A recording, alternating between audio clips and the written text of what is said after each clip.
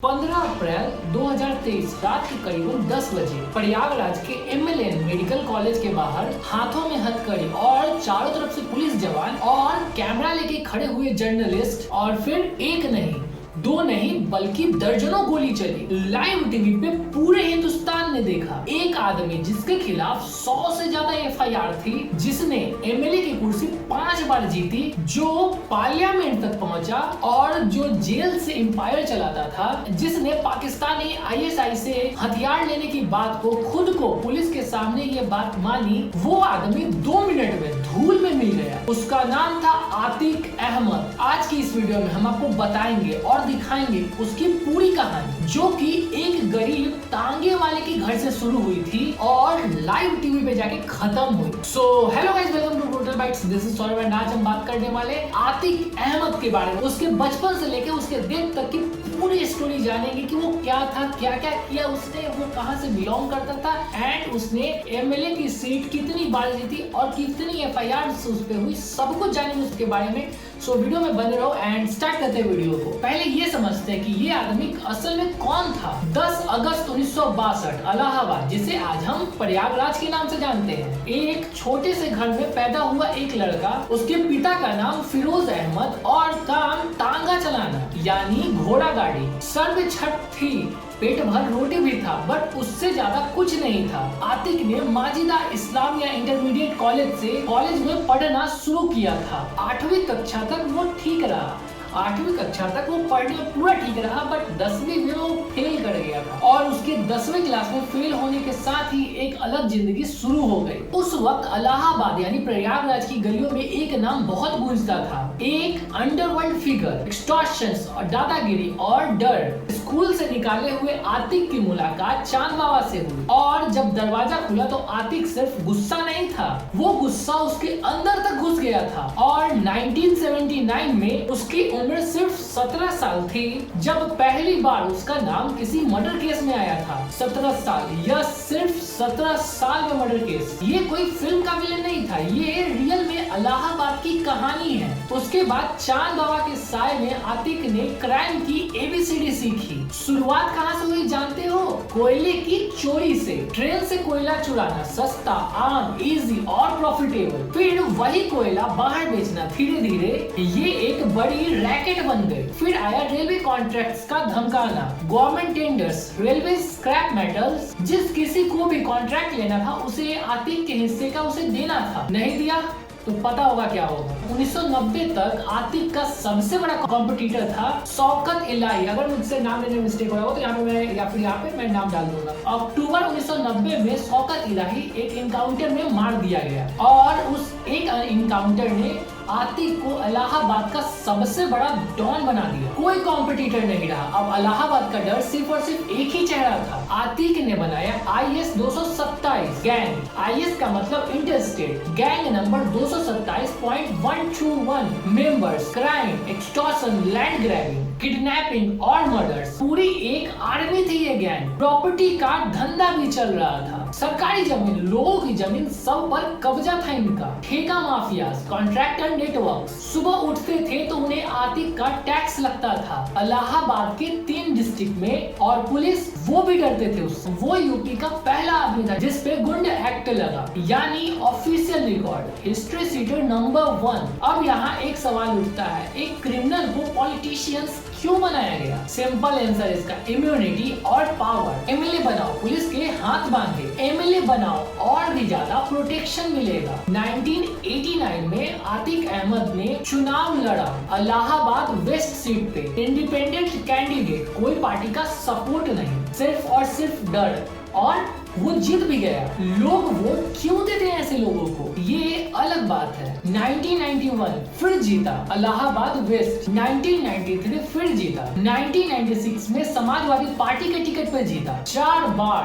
यानी SP ने एक खुले क्रिमिनल को टिकट दिया क्योंकि वोट्स चाहिए थे और आतिक के वोट्स तो पक्के थे। 1999 में SP छोड़ी, अपना दल कमलावादी पार्टी का प्रेसिडेंट बना। 2002 में 5वीं बार MLA बना अपने दल से 5 टाइम्स। एक गैंगस्टर जिस पे मर्डर केस था, पांच बार उसे मिनिस्टर्स की कुर्सी मिली। 2003 में एसपी वापस आया। 2004 लोकसभा एमपी सीट थी फुलपल, वही फुलपल जहां से जवाहरलाल नेहरू खुद एमपी थे। कभी इंडिया के पहले प्राइम मिनिस्टर की सीट अब वहां था अतीक अहमद, वो भी 50,000 वोटों के मार्जिन से। सोचना जरूरी ये सिस्टम कैसे काम करता है। 2004 में अतीक एमपी बन गया। इलाहाबाद वेस्ट की एमएलए सीट खाली हुई, बाई इलेक्शन हुआ। अतीक ने अपने छोटे भाई को बाई इलेक्शन लड़ाया। खालिद अजीम, एलिस अशरफ। समझे, पॉलिटिक्स तो एक फैमिली बिजनेस था। एक सीट एमपी के लिए और दूसरी सीट भाई के लिए। लेकिन बाई इलेक्शन में हुआ कुछ अनएक्सपेक्टेड। बीएसपी का एक नया लड़का खड़ा हुआ,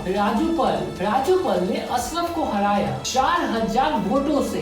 ये आतिफ के लिए सिर्फ एक चुनाव नहीं थी, उसके लिए एक इंसल्ट थी, वो भी पर्सनल। फिर शुरू हुआ खून का गेम। नवंबर 2004 राजूपाल के ऊपर पहला हमला, गोली और बम, बट वो बच गया। दिसंबर 2004 दूसरा हमला, फिर भी वो बच गया। राजूपाल सोच रहा होगा कि वो लकी है, वो लकी नहीं था, क्योंकि 25 जनवरी 2005 को जब राजूपाल हॉस्पिटल से लौट रहा था, उसके साथ थे संदीप यादव और देवीलाल। धूमनगंज पुलिस स्टेशन के पास कुछ लोगों ने घेरा और उसे गोली मार दी, बम फेंका और उसी वक्त राजूपाल का देहांत हो गया, वो भी बोट डे नाइट में। राजूपाल की बीबी पूजा ने एफआईआर करवाई। अतीक अहमद और उसके भाई अशरफ और 7 अनजान लोगों के खिलाफ charges, rioting, attempt to murder, criminal conspiracy. Atiq ने बिल लाया, खुद आराम से बैठ के। लेकिन एक आदमी था जो सच जानता था, जो कि इस मर्डर का आई विटनेस था, उमेश पाल। और उमेश पाल इस कहानी का सबसे बड़ा ट्विस्ट है। उमेश पाल राजूपाल का चश्मदीद गवाह, कोर्ट में उसकी गवाही आतिक को अंदर करवा सकती थी। आतिक ने क्या किया, 2006 में उमेश पाल को तो किडनैप करवा लिया, जबरदस्ती धक्के मार के उसे प्रेशर दिया, उसे बताया कि उसे कोर्ट में बोलना है कि वो वहाँ पे नहीं था और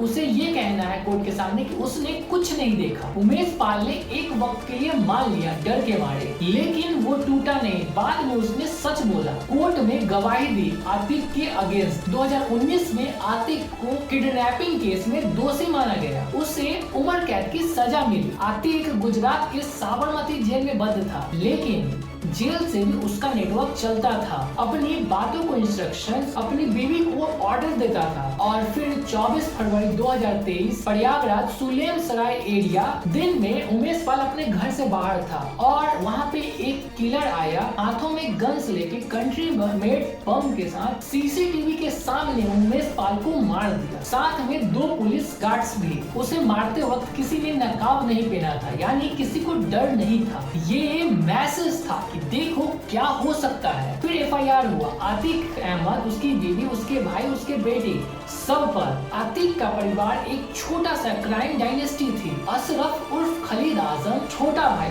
5 बार एमएलए कैंडिडेट और 52 केसेस। उसकी पत्नी सिस्था प्रवीण, उमेश पाल केस वांटेड, ₹50,000 का इनाम और फरार। असद अहमद बेटा, उमेश पाल मर्डर केस का अलाइन शूटर। अप्रैल 13, 2023 झांसी में यूपी एसटीएफ इनकाउंटर में मार दिया गया। उसके साथ हमारा मोहम्मद गुलाम, उसका खास शूटर। फॉरेन मेड हथियार भी मिले इनकाउंटर के साइट पे। अली अहमद और उमर, दोनों बेटे, नैनी और लखनऊ सेंट्रल जेल में बंद हुए। पूरा फैमिली आतिक के क्राइम नेटवर्क चलाने में इन्वॉल्व थी। आतिक की प्रॉपर्टी 11,684 करोड़ की संपत्ति को सीज्ड कर दिया गया। 200 से ज्यादा बैंक अकाउंट, सेल कंपनी का जाल, सरकारी ठेके और जमीन ग्रैबिंग। सिर्फ योगी आदित्यनाथ के गवर्नमेंट आने के बाद सालाना 12,000 करोड़ का नुकसान हुआ आतिक अहमद के एम्पायर को। बुलडोजर, इनकाउंटर, अरेस्ट, आतिक का एम्पायर धीरे धीरे टूटने लगा। और अब वो बात जो सबसे ज्यादा डरा देती है, आतिक अहमद ने खुद पुलिस के सामने एक स्टेटमेंट दिया।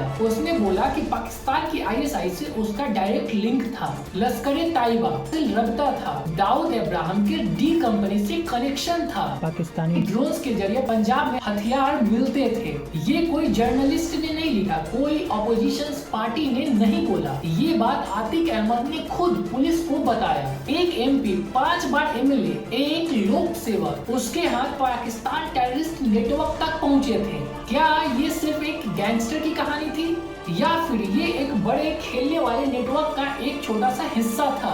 ये सवाल आज भी उठता है। अप्रैल 13, 2023 आतिक के बेटे असद को झांसी में मारा गया। आतिक जेल में था, उसे अपने बेटे के अंतिम यात्रा में नहीं ले जाया गया। जब मीडिया ने पूछा कि बेटे की अंतिम यात्रा में क्यों नहीं गए, आतिक का जवाब था कि पुलिस ने ले नहीं गया तो मैं नहीं गया। अकेला जवाब, ठंडा जैसे कुछ हुआ ही नहीं था। और फिर 15 अप्रैल 2023 रात को 10 बजे MLN medical college Prayagraj Atiq और अशरफ को मेडिकल चेकअप के लिए ले जाया जा रहा था। हथकड़ी पहने हुए थे, 5 से 10 पुलिस वाले थे। कैमराज आए, जर्नलिस्ट आए, लाइव कवरेज थी। अशरफ बोलने लगा, मैं बात करना चाहता हूँ गुड्डू मुस्लिम के बारे में। इसी वक्त एक शख्स जो जर्नलिस्ट बन के खड़ा था, पॉइंट ब्लैंक रेंज पे पिस्तौल निकाली, आतिक के सिर में गोली मारी और फिर दूसरे शूटर्स ने भी फायर किया। आतिक और अशरफ दोनों वहीं गिर गए। दोनों ने दम तोड़ा। ऑन कैमरा टीवी लाइव पे तीनों शूटर्स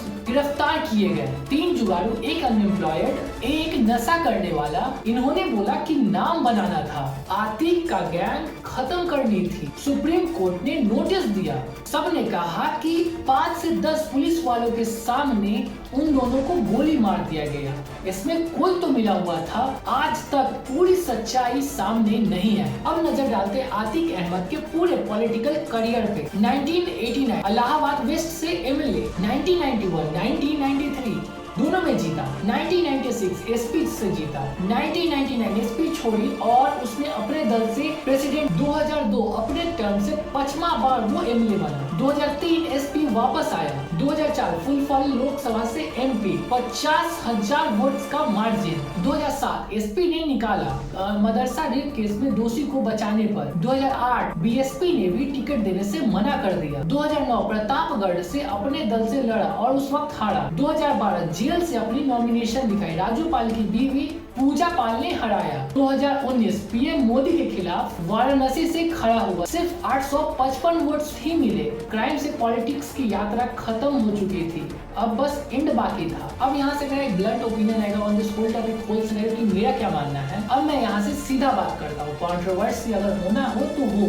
आतिक अहमद एक क्रिमिनल था, कातिल था, उसका एम्पायर डर पे खड़ा था, इसमें कोई शक नहीं। लेकिन वो 5 बार MLA कैसे बना? क्या सिर्फ डर से वोट मिलता है या उस वक्त सिस्टम में भी कुछ गड़बड़ थी, जहां पार्टीज असली क्रिमिनल को भी टिकट देती है क्योंकि वो वोट्स पक्के होते हैं। समाजवादी पार्टी ने उस खुले क्रिमिनल को 1996 में टिकट दिया, 2003 में वापस लिया, MP बनाया, फिर 2007 में निकाला, मगर सिर्फ तब जब पानी सिर से ऊपर चली गई थी। जब तक वो यूजफुल था तब तक सब ठीक था और उसकी मौत लाइव टीवी पर, वो भी हथियारों से, पुलिस की घेराई में। सुप्रीम कोर्ट ने खुद बोला कोई तो मिला था इसमें। क्या ये जस्टिस था या फिर एक कन्वीनिएंट एंडिंग थी? सच तो ये है कि आतिक अहमद अकेला नहीं था, वो इस सिस्टम का प्रोडक्ट था। जो सिस्टम क्रिमिनल को नेता बनाता है, जो सिस्टम गवाहों को मारने देता है, जो सिस्टम 44 सालों तक आदमी को 100 FIR के बाद भी घूमने देता है, आतिक मर गया लेकिन वो सिस्टम अभी भी जिंदा है और जब तक वो सिस्टम जिंदा है नए नए आतिक पैदा होते रहेंगे। ये मेरा ओपिनियन है, आप इससे एग्री करो ये जरूरी नहीं है, लेकिन इस बात पे सोचना बहुत जरूरी है। अगर ये वीडियो आपको थोड़ा सा भी सोचने पे मजबूर किया तो लाइक जरूर करो, शेयर करो, ब्रूटल बाइट्स को सब्सक्राइब करो एंड वीडियो को अपने फ्रेंड्स और फैमिली के साथ शेयर करो। और अगर आप चाहते हो कि मैं ऐसे ही डार्क वीडियोस, डार्क सच लाता रहूं आपके सामने, तो चैनल को सब्सक्राइब करो एंड कमेंट्स करो, मैं उस पर वीडियो जरूर बनाऊंगा। एंड या बाय बाय, कल मिलते हैं।